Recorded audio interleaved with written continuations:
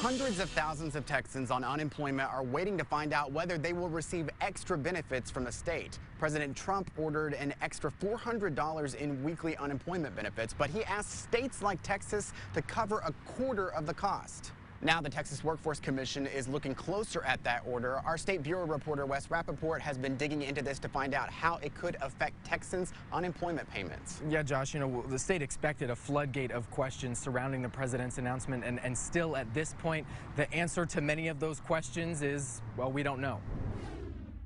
I don't know what's going to happen. Semi-retired teacher Bill McCormack and his wife, a full-time teacher, both lost their jobs recently. The uncertainty of unemployment brings one word to the forefront. Frustration comes to mind. Congress didn't reach a deal on extending the $600 payments to unemployed Americans like the McCormacks, so those expired a couple of weeks ago. President Donald Trump moved this weekend to extend the program with smaller $400 payments and asked states to shell out $100 of those. The Texas Workforce Commission could not immediately answer where the state would get that funding, when it would be paid out, or if Texans would get the money retroactively back to when the previous benefits expired. Is Texas in a position to pay out the additional money that the president has promised? So at this time, we're looking at that presidential executive order, we're reviewing it, and we'll have to follow up with you on more information once we have that. Since mid-March, more than 4.3 million Texans have filed unemployment claims. The state's having enough trouble right now getting this thing to the solution. Of the $24 billion Texas has paid out for unemployment during the pandemic, the Workforce Commission says more than $15 billion came from the program President Trump moved to extend. I'm sure people are wondering how quick this can be implemented. We are working as quickly as we can to make that happen, and we will do so as soon as we can.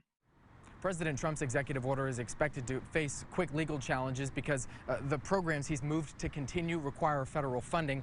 That is controlled by Congress, Joe. But without Congress, where is the funding going to come from for this executive order? Well, President Trump laid it out in a White House memo, and he's ordered the money to come from the Department of Homeland Security's Disaster Relief Fund. That is money that the government taps into to pay for things like disaster responses, wildfires, and hurricanes. The president looking to seek $44 billion to come from that. That's more than half of that fund's balance. Any word yet from state leaders on this issue? Well, one of the things that state lawmakers have done specifically is reach out to constituents. Say if there is a problem, if you are experiencing an issue with the TWC and with this part of the process, to reach out individually to those representatives' offices. They are working on a similar process to try and funnel some information back up to the state, try and help folks on an individual basis. All right, Wes, thank you very much. The COVID-19 outbreak in Texas forced thousands of child care centers to close. We investigate what it would take to reopen centers and why some advocacy groups say it may never happen. A bumpy start to the school year blamed on issues with technology. It's happening to school districts around the state. What the governor plans to do to help.